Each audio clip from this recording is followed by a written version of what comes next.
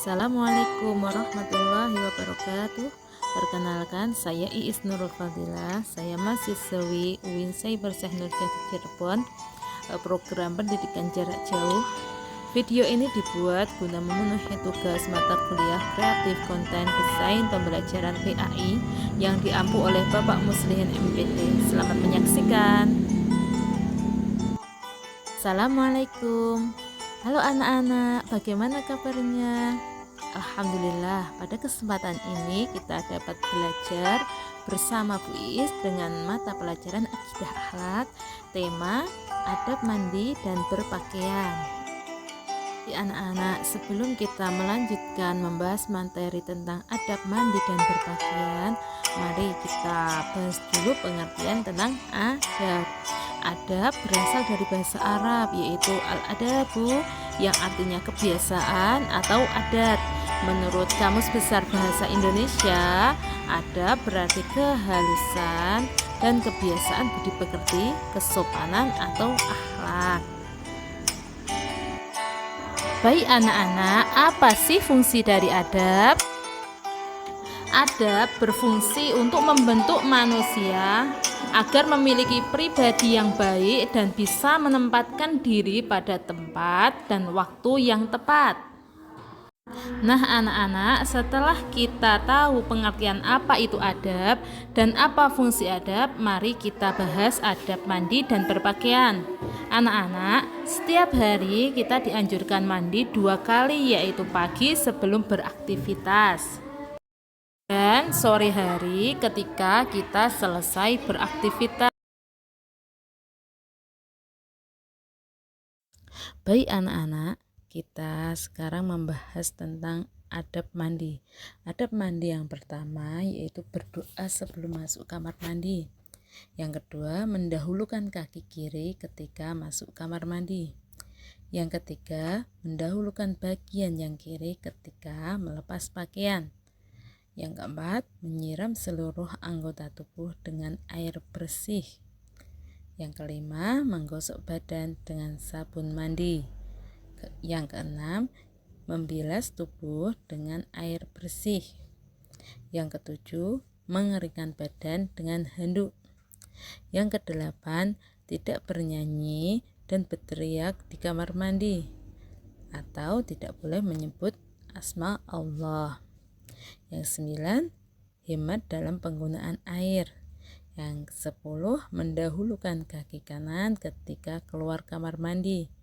Yang ke-11, membaca doa keluar kamar mandi.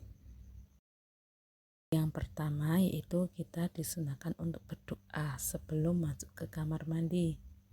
Sebelum masuk ke kamar mandi, kita disunahkan untuk berdoa, untuk meminta perlindungan kepada Allah dari godaan-godaan setan yang ada di kamar mandi dan kejahatan-kejahatan yang ada di kamar mandi.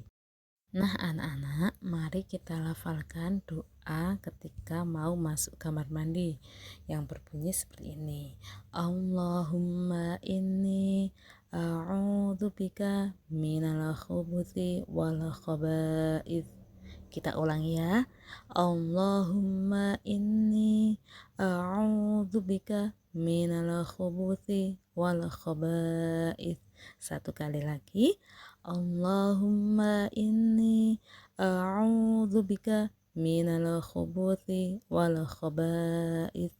Yang artinya, ya Allah, sesungguhnya aku berlindung kepadamu dari setan laki-laki dan setan perempuan.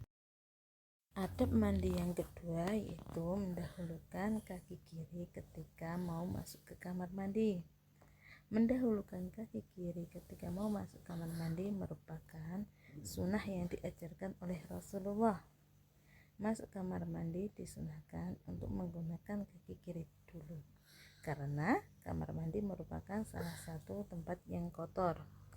Dan jika dilihat dari kajian ilmiah, kamar mandi merupakan tempat yang licin, sehingga ketika kaki kiri kita maju, maka tangan kanan kita akan maju, sehingga ketika kita terjatuh, tangan kanan dengan mudah mencari pegangan. Adab yang ketiga yaitu melepas pakaian dengan mendahulukan bagian yang kiri. Nah, ketika kita akan melepas pakaian, kita dahulukan dulu yang sebelah kiri dari. Adab yang keempat yaitu menyiram anggota tubuh dengan air. Nah, anak-anak, ketika kita menyiram anggota tubuh ini, kita dianjurkan untuk memulai dari yang paling bawah. Kita menyiram mulai dari kaki, naik sampai pundak atau sampai kepala, dengan tujuan agar tubuh kita tidak merasa kaget dengan perubahan suhu. Adab yang kelima yaitu menggosok badan dengan sabun. Nah, ketika kita mandi, kita harus menggunakan sabun mandi. Dan ketika kita mencuci rambut atau keramas, kita menggunakan sampo. Adab yang keenam yaitu membilas badan dengan air yang bersih. Nah, anak-anak, setelah kita menggosok badan dengan sabun, adab mandi yang ketujuh yaitu mengeringkan badan dengan handuk. Nah, anak-anak, setelah kita mandi, kita dianjurkan untuk mengeringkan badan agar menghambat pertumbuhan bakteri yang disebabkan oleh kelembapan kulit kita dan menghindari kulit dari penyakit-penyakit kulit, contohnya seperti jamur kulit. Adab mandi yang ke-8 yaitu ketika di dalam kamar mandi kita tidak boleh menyebut asma Allah, tidak boleh bernyanyi, dan tidak boleh berteriak-teriak. Nah, anak-anak, karena di dalam kamar mandi itu termasuk tempat yang kotor, nah kita dilarang untuk menyebut asma Allah, berbicara atau berteriak-teriak tanpa ada tujuan yang mendesak. Yang ke-9 yaitu hemat dalam penggunaan air. Nah, anak-anak, ketika kita mandi, kita dianjurkan untuk menggunakan air sewajarnya saja. Menutup keran air setelah selesai mandi, karena sifat pemborosan adalah sifat syaitan. Ke-10 yaitu mendahulukan kaki kanan ketika keluar dari kamar mandi. Nah, anak-anak, ketika kita mau masuk kamar mandi, kita disunahkan untuk mendahulukan kaki kiri terlebih dahulu. Nah, ketika keluar, kita disunahkan untuk mendahulukan kaki kanan terlebih dahulu. Menurut penelitian ilmiah, dengan mendahulukan kaki kanan terlebih dahulu bisa memulihkan suhu pada permukaan kulit lebih cepat. Adab mandi yang ke-11 yaitu membaca doa keluar kamar mandi. Nah, anak-anak, ketika kita selesai mandi, sudah keluar dari kamar mandi, kita disunahkan untuk membaca doa. Membaca doa ini bertujuan untuk mengucapkan rasa syukur kepada Allah dan meminta ampun kepada Allah, menyadari bahwa segala aktivitas yang dilakukan termasuk di kamar mandi merupakan anugerah dari Allah. Nah, anak-anak, mari kita lafalkan doa keluar kamar mandi yang berbunyi Alhamdulillahilladzi adhaba 'anil adha wal 'afani. Alhamdulillahilladzi adhaba 'anil adha wal 'afani.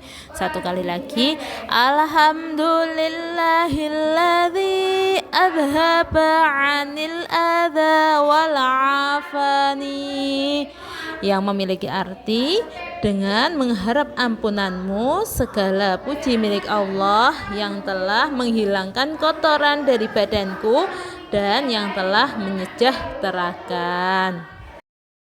Nah, itu ya anak-anak pembahasan materi kita tentang adab mandi. Materi ini diambil dari buku pelajaran Akidah Akhlak kelas 1. Terima kasih. Semoga bermanfaat dan sampai jumpa.